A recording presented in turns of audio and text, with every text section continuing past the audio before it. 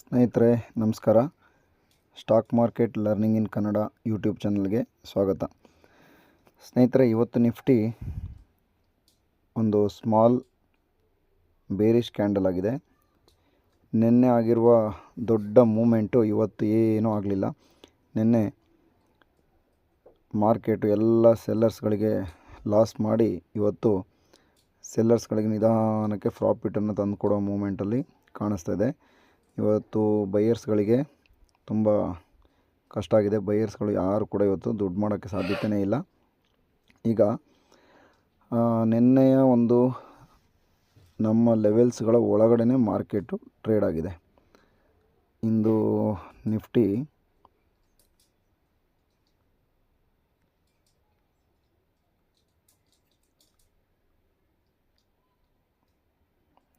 $24,733, ಅಲ್ಲಿಂದ ನೆಕ್ಸ್ಟು 24,679, ಒಂದು ಚಿಕ್ಕ ರೇಂಜಲ್ಲಿ ಇವತ್ತು ಕ್ಲೋಸ್ ಆಗಿದೆ. ಓಕೆ, ಈಗ ನಾಳೆಯ ಒಂದು ಲೆವೆಲ್ಸ್ಗಳನ್ನು ಮಾರ್ಕ್ ಮಾಡಿ ನೋಡೋಣ. ಅದಕ್ಕಿಂತ ಮೊದಲು ಒಂದು ಟ್ರೆಂಡ್ ಲೈನನ್ನು ಇಲ್ಲಿ ಹೇಳೋಣ. ಒಂದು ಟ್ರೆಂಡ್ ಲೈನ್ ಹಾಕ್ತಾಯಿದ್ದೀನಿ. ಇದು ಎಷ್ಟರ ಮಟ್ಟಿಗೆ ವರ್ಕ್ ಆಗುತ್ತೆ ನೋಡೋಣ. ಇಲ್ಲಿ ಒಂದು ಸೆಲ್ಲಿಂಗ್ ಇದೆ. ಈ ಪಾಯಿಂಟಿಂದ ಇಲ್ಲಿ ಒಂದು ಸೆಲ್ಲಿಂಗ್ ಬಂದಿದೆ ಅಲ್ವಾ, ಮೊನ್ನೆ ಒಂದು ಸೆಲ್ಲಿಂಗ್ ಬಂದಿದೆ. ಆ ಎರಡಕ್ಕೂ ನಾನು ಟ್ರೆಂಡ್ ಲೈನನ್ನು ಹಾಕಿದ್ದೀನಿ. ಓಕೆ, ಮೊನ್ನೆ ಒಂದು ಸೆಲ್ಲಿಂಗ್ ಬಂದಿದೆ ಅಲ್ವಾ, ಅಲ್ಲಿಂದ ನೆಕ್ಸ್ಟ್ ಸೆಲ್ಲಿಂಗು ಮತ್ತು ಇವತ್ತು. ಈಗ ನಿನ್ನೆ ಆಗಿರುವ ಒಂದು ದೊಡ್ಡ ಮೂಮೆಂಟ್ಗೆ ಅಷ್ಟು ದೊಡ್ಡ ರೇಂಜ್ ಆಗಿತ್ತಲ್ವ, 550 ಪಾಯಿಂಟು. ಅದಕ್ಕೆ ಇವತ್ತು ಅಷ್ಟೊಂದು ಕರೆಕ್ಷನ್ ಆಗಿಲ್ಲ, ಕಡಿಮೆ ಕರೆಕ್ಷನ್ ಆಗಿದೆ. ಆ್ಯಕ್ಚುಲಿ ಪ್ರಾಫಿಟ್ ಬುಕ್ಕಿಂಗು ಇನ್ನೂ ಆಗಿದ್ದಿದ್ರೆ ಇನ್ನೂ ಮಾರ್ಕೆಟ್ ತುಂಬ ಕೆಳಗಡೆ ಬರ್ತಾಯಿತ್ತು, ಆದರೆ ಕೆಳಗಡೆ ಬಂದಿಲ್ಲ. ಇಲ್ಲೊಂದು ಟ್ರೆಂಡ್ ಲೈನನ್ನು ಈ ಥರ ಹಾಕಿದರೆ ಈ ಟ್ರೆಂಡ್ ಲೈನ್ ಮೇಲ್ಗಡೆ ಮಾರ್ಕೆಟ್ ಇರೋದು ಕಾಣಿಸ್ತಾ ಇದೆ. ಓಕೆ, ಇದು ಹೀಗೆ ಇರಲಿ.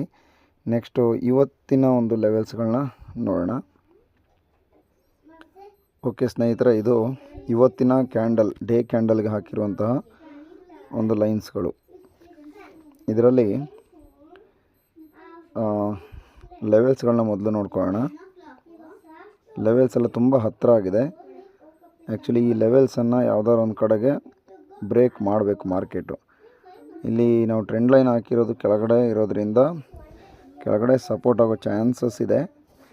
ಆದರೆ ಇಲ್ಲಿ ಒಂದು ಗಮನದಲ್ಲಿ ಇಟ್ಕೋಬೇಕು, ಇವತ್ತು ಓಪನ್ ಇಂಟ್ರೆಸ್ಟು 24,700 ಹತ್ತಿರ ಜಾಸ್ತಿ ಬಿಲ್ಟ್ ಆಗಿದೆ.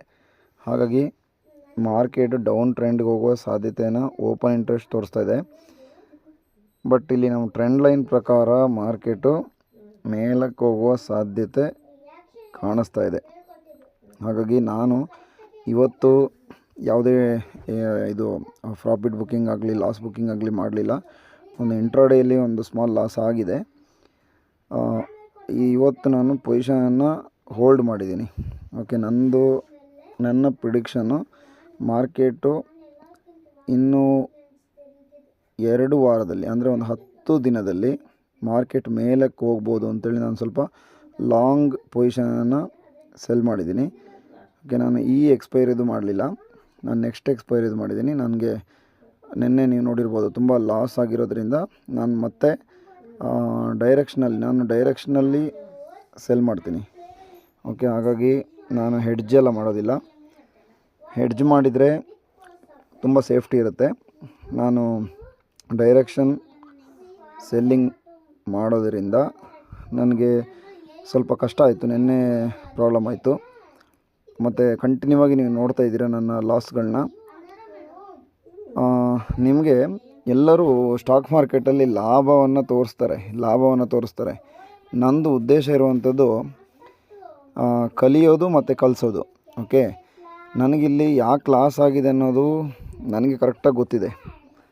ಹಾಗಾಗಿ ನಾನು ನಿಮಗೆ ಲಾಸ್ ಕೂಡ ತೋರಿಸ್ತಿದ್ದೀನಿ. ನೋಡಿ, ಯಾರೇ ಸ್ಟಾಕ್ ಮಾರ್ಕೆಟ್ ಕಲಿಬೇಕು ಅಂತಿದ್ರು ಬರೀ ಲಾಭ ಆಗುತ್ತೆ ಅಂಥೇಳಿ ಸ್ಟಾಕ್ ಮಾರ್ಕೆಟ್ಗೆ ಬರಲೇಬೇಡಿ. ಯಾಕಂದರೆ ಬಂದು ನಿಮಗೆ ಲಾಭವನ್ನು ತೋರಿಸ್ತಾರೆ, ಲಾಭ ಬರುತ್ತೆ ಅಂತ ಎಲ್ಲ ಗ್ರೀನ್ ತೋರಿಸ್ತಾರೆ. ಆದರೆ ಒಂದಿನ ರೆಡ್ ಆಗ್ಬೋದಲ್ವಾ. ಹಾಗಾಗಿ ಭಾಳಷ್ಟು ಕಷ್ಟ ಸ್ಟಾಕ್ ಮಾರ್ಕೆಟಲ್ಲಿ. ಲಾಸನ್ನು ತಡ್ಕೊಳ್ಳೋದು ಇದೆಲ್ಲ ತುಂಬ ಕಷ್ಟ, ತುಂಬ ಪೇಷನ್ಸ್ ಬೇಕಾಗುತ್ತೆ. ನೋಡಿ ಲಾಭ ಆಗೋದು ನೋಡಿ, ಲಾಭ ಆದರೆ ಬರೀ 500 ರೂಪಾಯಿ ಆಗುತ್ತೆ, ಲಾಸ್ ಆದರೆ 5,000 ರೂಪಾಯಿ ಆಗುತ್ತೆ. ಹಾಗಾಗಿ ಸ್ಟಾಕ್ ಮಾರ್ಕೆಟಲ್ಲಿ ದುಡ್ಡನ್ನು ತೆಗೆಯೋದು ತುಂಬ ಕಷ್ಟ.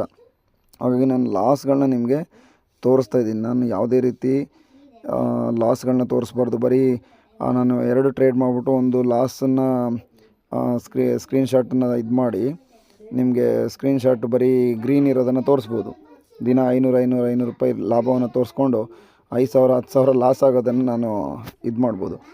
ಆ್ಯಕ್ಚುಲಿ ಮಾರ್ಕೆಟ್ ರಿಯಾಲಿಟಿನೇ ಇದು, ನಾವು ಅಂದ್ಕೊಂಡಾಗ ಆಗೋದೇ ಇಲ್ಲ.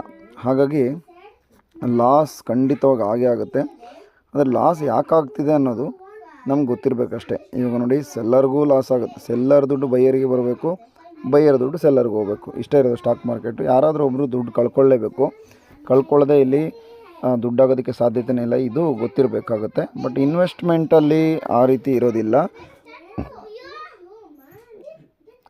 ಹಾಗಾಗಿ ಇಲ್ಲಿ ನಮಗೆ ಟ್ರೇಡರ್ಸ್ಗೆ ಆ್ಯಸ್ ಎ ಟ್ರೇಡರ್ಸ್ ನಮ್ಗೆ ಗೊತ್ತಿರಬೇಕು ಲಾಭ ಆಗೋದು ಹೇಗೆ, ಲಾಸ್ ಆಗೋದು ಹೇಗೆ ಅನ್ನೋದು ನಮಗೆ ಕಂಪ್ಲೀಟಾಗಿ ಗೊತ್ತಿರಬೇಕು.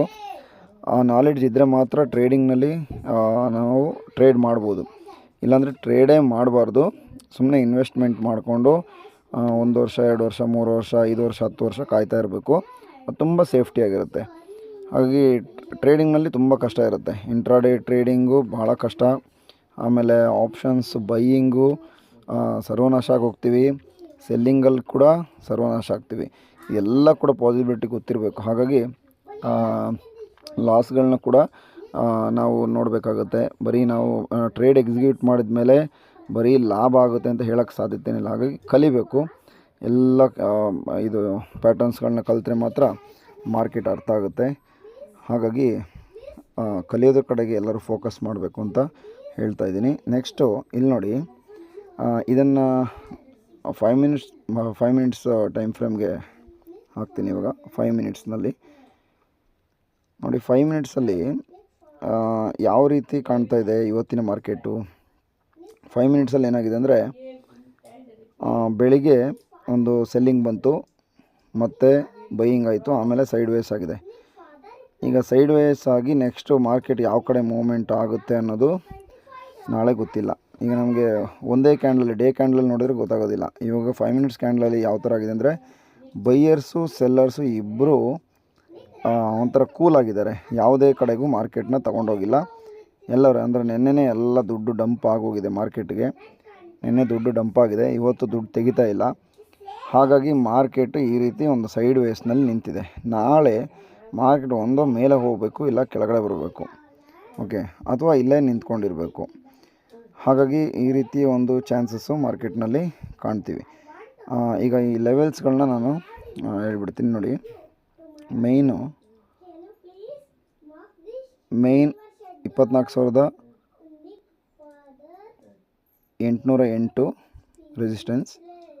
ನೆಕ್ಸ್ಟು 24,744, 24,727, 24,709, 24,645, 24,627, 24,612 ಮತ್ತು ಮೇಯ್ನ್ ಸಪೋರ್ಟ್ ಇನ್ನೊಂದಿದೆ 24,548.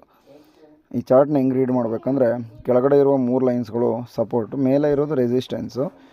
ಬಟ್ ಈ ಸಪೋರ್ಟ್ ಲೆವೆಲ್ಗಿಂತ ಕೆಳಗಡೆ ಮಾರ್ಕೆಟ್ ಓಪನ್ ಆದರೆ, ಈ 3 ಲೈನ್ಗಿಂತ ಕೆಳಗಡೆ ಮಾರ್ಕೆಟ್ ಓಪನ್ ಆದರೆ ಮತ್ತೆ ಮಾರ್ಕೆಟ್ ಕೆಳಗಡೆ ಬರೋ ಚಾನ್ಸಸ್ ಇರುತ್ತೆ. ಅಂದರೆ ಇದು ರೆಸಿಸ್ಟೆನ್ಸ್ ಆಗುತ್ತೆ. ಹಾಗೆಯೇ ಮೇಲಕ್ಕೆ ಹೋದರೆ ಮಾರ್ಕೆಟು ಅಲ್ಲಿಂದ ಮೇಲಕ್ಕೆ ಹೋಗ್ಬೋದು ಅಂಥೇಳಿ ಒಂದು ಪ್ರಿಡಿಕ್ಷನ್ ಅಷ್ಟೇ. ಇದು ರಿಯಲ್ ಅಲ್ಲ, ಓಕೆ. ಇದು ನಮಗೆ ಒಂದು ಲರ್ನಿಂಗ್ ಪರ್ಪಸ್, ಇದನ್ನು ನೋಡ್ಕೊಳ್ಳೋದು ಅಷ್ಟೇ.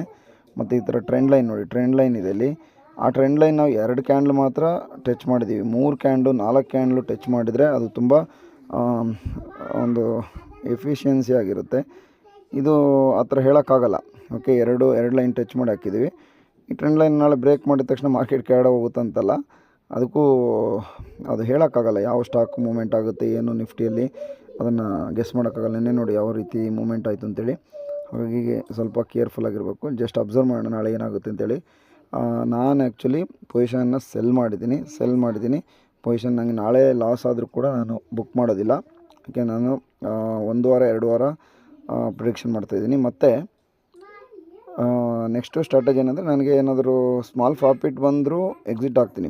ಸ್ಮಾಲ್ ಪ್ರಾಫಿಟ್ ಬಂದು ಮತ್ತೆ ಅದು ಲಾಸ್ಗೆ ಹೋಗ್ತಾಯಿದ್ರೆ ನಾನು ಎಕ್ಸಿಟ್ ಆಗ್ತೀನಿ. ಬಟ್ ಸದ್ಯಕ್ಕೆ ನನ್ನ ವ್ಯೂಸು ಮಾರ್ಕೆಟು ಮೇಲಕ್ಕೆ ಹೋಗುತ್ತೆ ಅನ್ನೋದು ವ್ಯೂಸ್ ಇದೆ. ಕೆಳಗಡೆನೂ ಬರ್ಬೋದು, ಯಾವುದು ಗೊತ್ತಿಲ್ಲ. ಕೆಳಗಡೆ ಬಂದರೆ ಪ್ರಾಫಿಟ್ ಬುಕ್ಕಿಂಗ್ ಝೋನ್ ಅಂತ ಹೇಳ್ಬೋದು. ಓಕೆ ಸ್ನೇಹಿತರೆ, ಇದ್ರ ಜೊತೆಗೆ ಇನ್ನೊಂದು ರೇಂಜನ್ನು ನಾನು ನಿಮಗೆ ತೋರಿಸ್ಕೊಡ್ತೀನಿ ನೋಡಿ. ಇದು 1 ಡೇ ಟೈಮ್ ಫ್ರೇಮಲ್ಲಿ ಆಟೋಮೆಟಿಕ್ ನನ್ನ ಒಂದು ಅನಾಲಿಸಿಸಲ್ಲಿ ಬರುವಂಥದ್ದು. ಇದು 23,950 ಮೇನ್ ಸಪೋರ್ಟ್ ಇರುತ್ತೆ, ಮತ್ತು 25,111 ಮೇನ್ ರೆಸಿಸ್ಟೆನ್ಸ್ ಇರುತ್ತೆ. ಎರಡೂ ಉತ್ತಮವಾದ ಮೂಮೆಂಟ್ಗಳು. ಇದು ಬಿಗ್ ರೇಂಜಲ್ಲಿದೆ. ಇದು ಡೇ ಟೈಮ್ ಫ್ರೇಮ್ನಲ್ಲಿ ಇದು ಆಟೋಮೆಟಿಕ್ ಡ್ರಾ ಆಗುವಂಥದ್ದು.